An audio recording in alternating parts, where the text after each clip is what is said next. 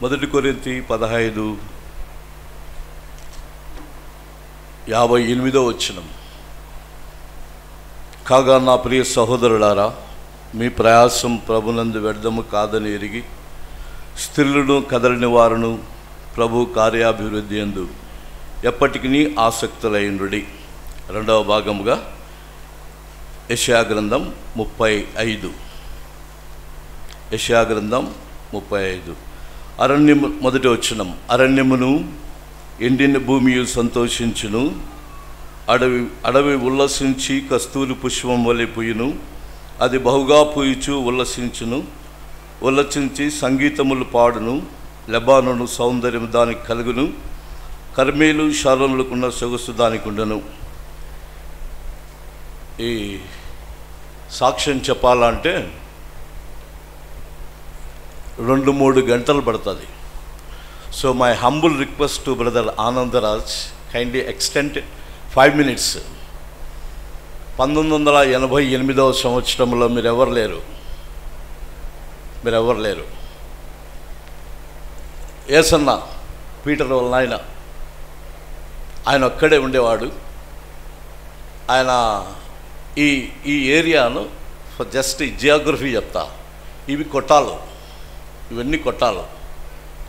పొరపాటున పగులు ఈ అరణ్య ప్రాంతంలో పోయినా దయ్యాలు పడుతున్నాయి. మీరు కూడా పోయారు. ఈ అరణ్యంలో ఇక్కడ పొరపాటున పని మీద పోయినా దయ్యాలు పడతాయి. దయ్యాలు పట్టేటువంటి స్థలం ఇది.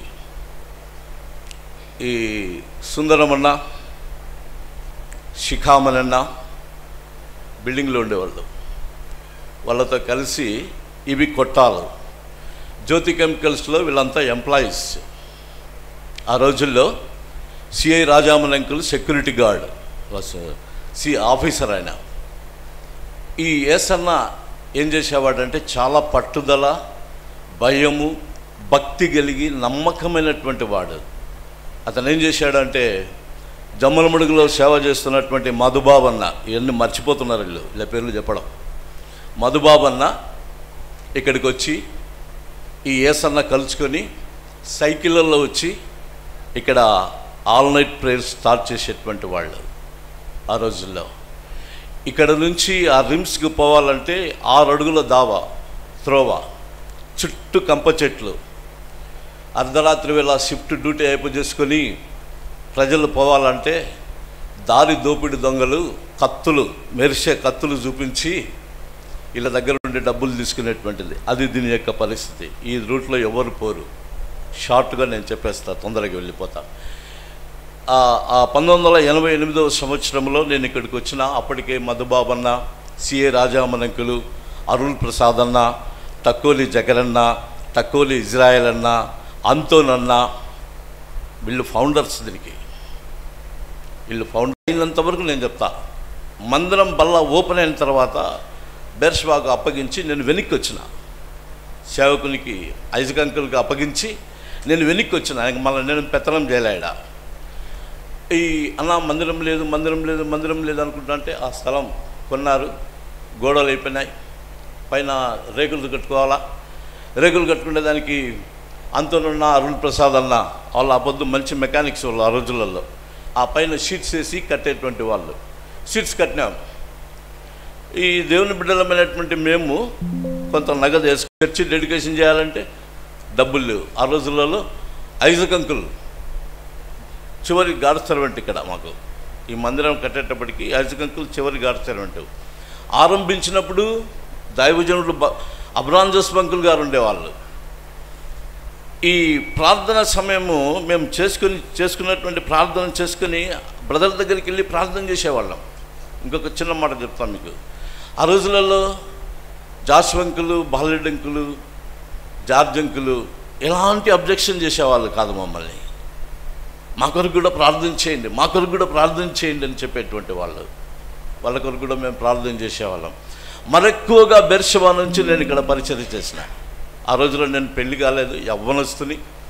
మరి ఇవన్నీ కూడా మీద వేసుకొని ఇవన్నీ చేయడం జరిగింది. ఈ డెడికేషన్ టైం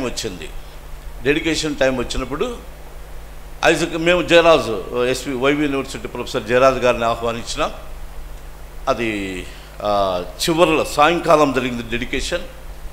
మేము ఆయన్ని పిలిపిస్తే ఈ ఐజక్ అంకుల్ ఏం చేశాడంటే, నేను సీనియర్లు ఉండగా జూనియర్ ఎట్లా చెప్తాడని చెప్పేసి ఈయనకు జూనియర్ అయినటువంటి ఈయనకు జయరాజన్నకు వర్షిప్ మెసేజ్ ఇచ్చి ఆయన మెయిన్ మెసేజ్ తీసుకున్నాడు. సో అలా జరిగిపోయింది. దీనికి ఖర్చులకు డబ్బు ఎట్లా?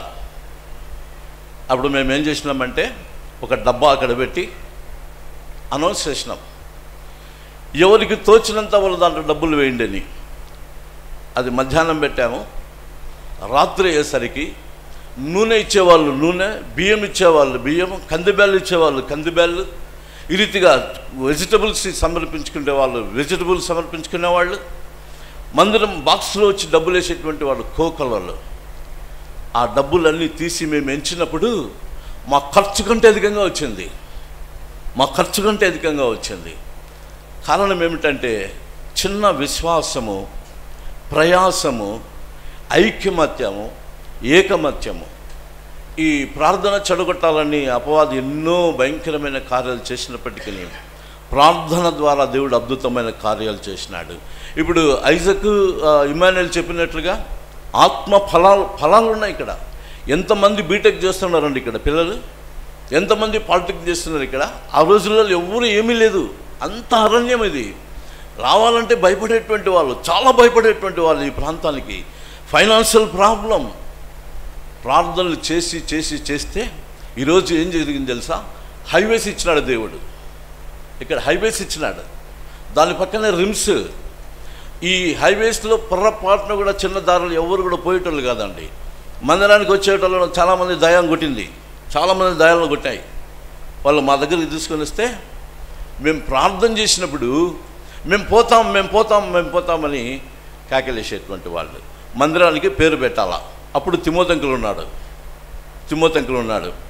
తిమోతంకుల దగ్గరికి వెళ్ళి, అన్న ఇట్లా అంకుల్ ప్రార్థన ప్రేయర్ పెట్టాలా, దానికి ఏం ప్రేయర్ పెట్టాలా అని, మీరు ప్రార్థన చేసి చెప్పండి అన్నాడు. మీరు ప్రార్థన చేసి పెట్టండి అన్నాడు. ఇప్పుడున్నటువంటి పెద్ద మనుషులు చెప్పండి ఏ పేరు పెట్టినాడు తిమోతంకుల్? కపెర్నహూము దీని ఫస్ట్ పేరు. యేసన్న ఏం చేశాడంటే, ఓ దేవుడన్నా నోరు తిరగని పేరు అది, మేము చదువుకున్న వాళ్ళం కాదు, ఆ పేరు నోరు తిరగదు, దయచేసి పేరు మార్చు అన్నారు. అప్పుడు ఐజక్ అంకుల్ ఉన్నాడు. ఐజక్ అంకుల్ దగ్గరికి వెళ్ళి, అంకుల్ ఇట్లా ప్రజల వాళ్ళకు చదువురానోళ్ళు పేరు తిరగడం లేదంటే, అబ్బా తిమోతి గారు పెట్టింది నేను ఎట్లా మార్చాలా, నేను మార్చను అన్నాడు. మేము ఏదో రిక్వెస్ట్ చేస్తే అప్పుడు ఆయన షాలేము ప్రార్థనా మందిరం అని పేరు పెట్టాడు. షాలేము ప్రార్థనా మందిరం అని పేరు పెట్టాడు. ఆ షాలేము ప్రార్థనా మందిరం జరిగిన తర్వాత కొద్ది రోజులుగా ఇక్కడ సేవకుడు లేడండి. సేవకుడు లేడు ఇక్కడ. ఏది 2000 సంవత్సరాల వరకు సేవకుడు లేడు. కడప నుండి వచ్చి జరిపించేటువంటి వాళ్ళు. తదనంతరం ఏం జరిగిందంటే, ఇప్పుడే రీసెంట్గా ఈ బ్యాచ్కి పెళ్ళి అయింది. ఐజక్ అంకుల్ ఏం చేసినాడు, తీసుకొచ్చి ఈ మన ఐజక్ను ఇక్కడ పెట్టాడు. అప్పుడు ఐజక్ పెళ్ళి కాలేదు, ఒంటరిగా ఉన్నాడు. ఆయన చాలా టైట్ మనిషి, ఆయన చాలా ఇదిగా ఉంటాడు, మంచివాడు, ప్రేమ కలిగినటువంటి వాడు. సో దేవుడు చక్కగా వివాహం జరిపించినాడు. వివాహం అయిపోయింది. ఇప్పుడు మందిర స్థలం ఇరుకుగా ఉంది. ఇప్పుడు ఆ ఉన్నట్టు మీరు అక్కడ కూర్చున్నారే, అది మందిరం, అది పాత మందిరం, అది ఇరుకుగా ఉంది. అప్పుడు మేము ఏం చేసినామంటే, ఇది కొట్టం మార్తమ్మ యొక్క కుమారుడు ప్రకాశం యొక్క ఇల్లు ఇది. అప్పుడు ఆయన 5,000 చెప్తే మేము 4,000 ఇస్తామన్నాం. కృప ఏమన్నాడు అంటే, దేవగాని ఆయన కృప ఏమన్నాడు, అన్నా అది 4,000 కాదు, ఉన్నది 3,000 అన్నాడు. 3,000. అప్పుడు మేము ఒప్పుకోలేదు. మరి 4,000, 5,000 ఇచ్చి రిజిస్టర్ చేసి, నేనేం చేసిన, స్థలాన్ని బేర్షిబా ప్రార్థనా మందిరం పేరుతో పెట్టా. ఐజక్ మలించాలి, అగ్రిమెంట్ ఇచ్చిన బేర్షిబాతో. నేను లేని రోజుల్లో ఈ ఐజక్ అంకుల్ ఏం చేసినాడంటే, ఏసన్నను ఈయన్ని పిలుచుకొని పోయి ఐజక్ పేరుతో పెట్టించినారు. ఇప్పుడు ఐజక్ పేరుతోనే ఉంది.